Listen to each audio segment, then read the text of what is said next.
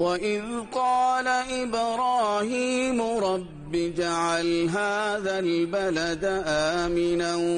واجنبني وبني أن نعبد الأصنام رب إنهن أضللن كثيرا من الناس فمن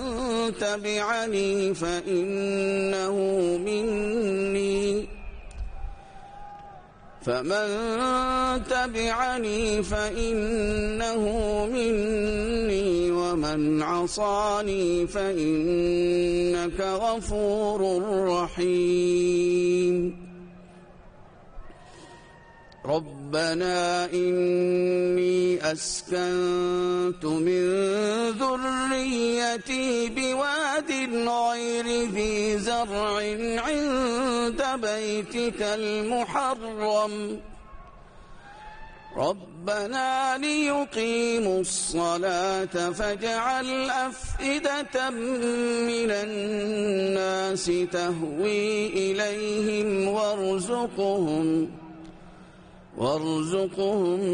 من الثمرات لعلهم يشكرون ربنا إنك تعلم ما نخفي وما نعلن وما يخفى على الله من شيء في الأرض ولا في السماء صدق الله العظيم.